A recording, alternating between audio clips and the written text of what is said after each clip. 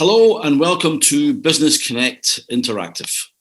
I'm Colin Grant, Editorial Director of Business Connect Interactive, and today we'll be examining how influencers have revolutionized marketing and sales.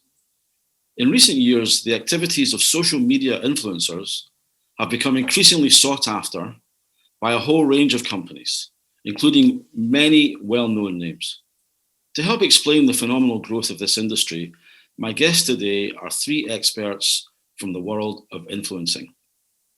It gives me great pleasure to introduce Amy McGinlay and Cairo Marilyn O'Neill, who are both social media influencers. We're also joined by Amy Hasell, who is the social media manager for Beauty Kitchen, a Glasgow-based online beauty products business which specialises in sustainability.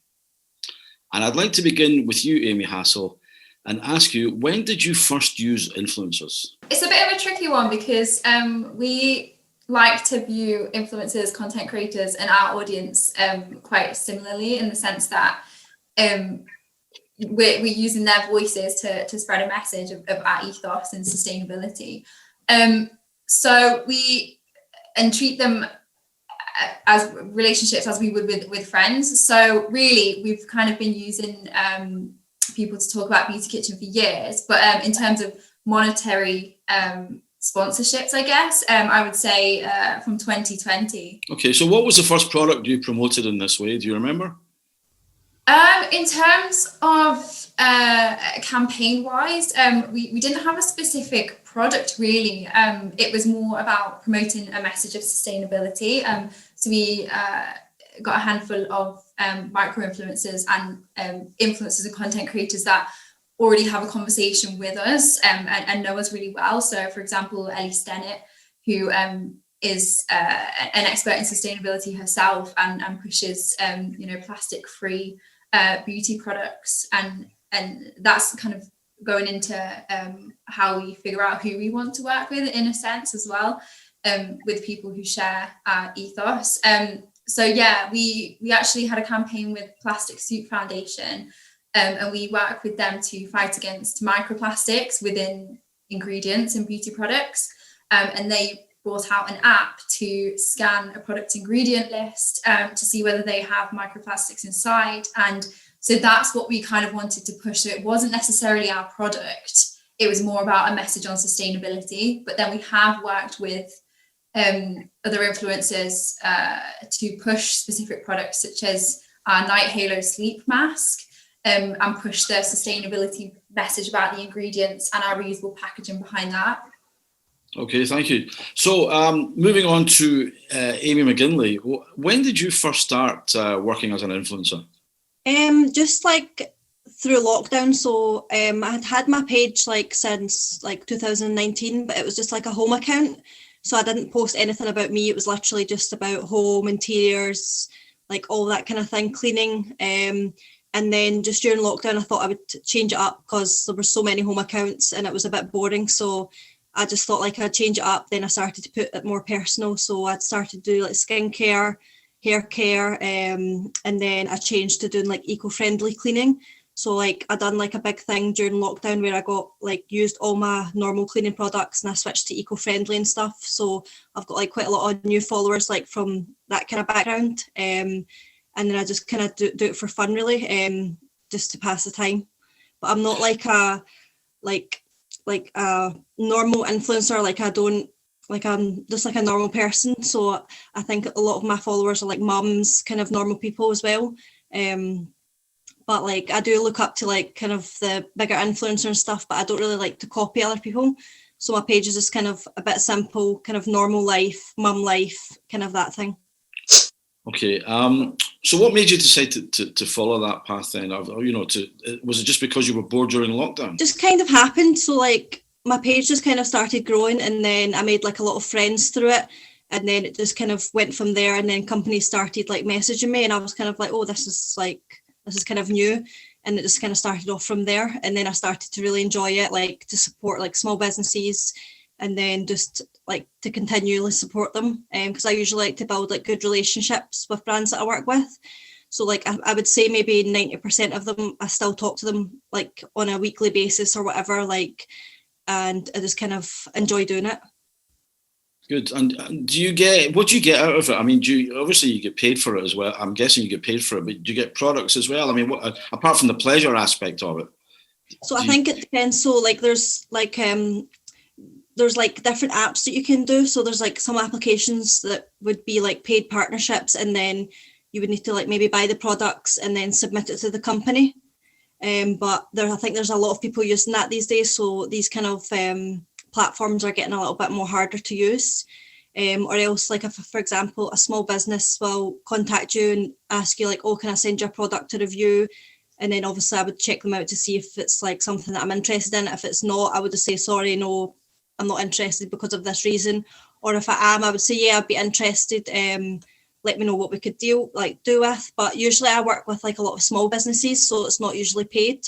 So it would just usually be like they would send me like some of their products, and then I would review it, and then if I liked it, then I would promote it on my page. But if for some reason I didn't like it, I would just kind of go back to them and say, if I didn't like your product, this is the reason why, maybe you should work on it, like that. So I do quite a lot of like reviews and stuff. But the paid partnerships, I do them through like an application. But I don't really do too much of them, to be honest. I don't really have like too much time, because some of them like they need a lot of time to do it. And with obviously I've got a little boy, sometimes it's a bit hard to keep up with the deadlines and stuff like that. And do you have I know obviously you're looking after a little boy, do you have another day job, for example? At the moment, no. So I was on maternity leave. I was cabin crew previously, but I'm not going to be returning like to my job. So just now I'm just on maternity leave, really. Okay, thank you. Cairo, you've been sitting waiting there patiently. I know that you specialise in clothes and beautiful settings, etc. How did you get into all this? Well, I started blogging when about 2013, 14. I just had my own website at the time because Instagram wasn't such a large platform at the time. So I blogged clothes from that. And then just kind of started applying that to Instagram when that kind of started taking off. And how do you? I notice you've got a huge range of images with clothes and all the rest of it. Do you buy these clothes, or do you get sent them, or how does it work with you? So yeah, everything on my Instagram, majority of the time I have been sent. Just over the years, I've built up relationships with brands who reach out on a regular basis and ask to collab. So yeah, I'm quite fortunate in the sense that I've saved money over the years. I mean, is getting the clothes, is that your way of earning out of this arrangement? I do paid collaborations as well, and like gifted collaborations. So I do both. Normally the paid ones will maybe have a bit more depth to the message that they're trying to send out, which like I love doing those kind of campaigns. With regards to the gifting as well, like it's all brands that I would be buying from normally anyhow, so I'm quite happy with the kind of gifting arrangement that I've got with those like these brands. Do this full time, or do you do other things as well? Well, it's purely just a hobby for myself. I've worked for, well, it kind of ties in both ways. So I've worked for a men's clothing brand for the past 6 years. And there's an element of, obviously, we use influencers and stuff like that as well and do events. So I'm involved with that as well. I want to go back to Amy Hasell now. Are you constantly using influencers, or do you go through other methods of promotion? Yeah, we don't constantly use influencers because we're such a small business. We do actually have quite an active, engaged audience who, will tag us in a lot of content. But we also have really good relationships, as Amy and Cairo were saying. It's all about the relationships as well, and that in turn leads to more organic content. Because if an influencer that we work with or a content creator truly believes in our brand and really likes our products, that is a lot more valuable to us. But obviously there's a balance between gifted and organic content and paid content as well, because I know Cairo and Amy will know on the paid side of it, the brands have a lot more control. That for me isn't necessarily as valuable, because that's a brand putting words into your mouths. From my point of view, I would much rather hear what you truly believe. But also, Beauty Kitchen are a B Corp brand, and that means that we're certified to use our business as a force for good, and we want to work with people who also want to use their voice as a force for good. So your method of judging success is based on the relationship that you've built. Yeah, 100%. And I know for certain businesses, it is more about the sales. And at the end of the day, as I said, it's about balancing purpose with profit. For us, it's more about getting our message out there to as wide of an audience as possible. So we when we're working with influencers, it doesn't matter how small your audience is or how large, it's how positively you can spread the word about our brand and our ethos. And are there certain influencers that you go back to time and again, or are you always?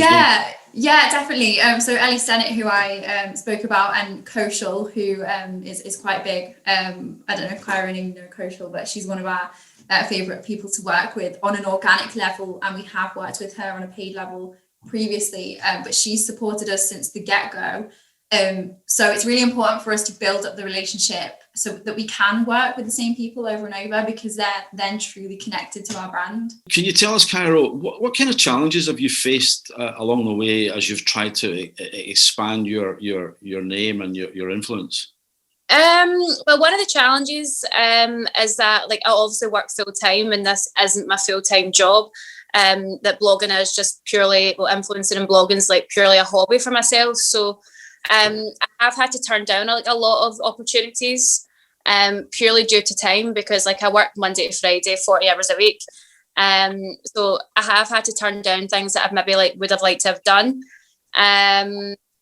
Also as well, it's quite hard getting the balance with some new brands on like the kind of gifting basis, because sometimes brands can be quite demanding of their content. So like I've had like brands demanding like outside door shots, and when you live in Scotland, that's not always easy to provide.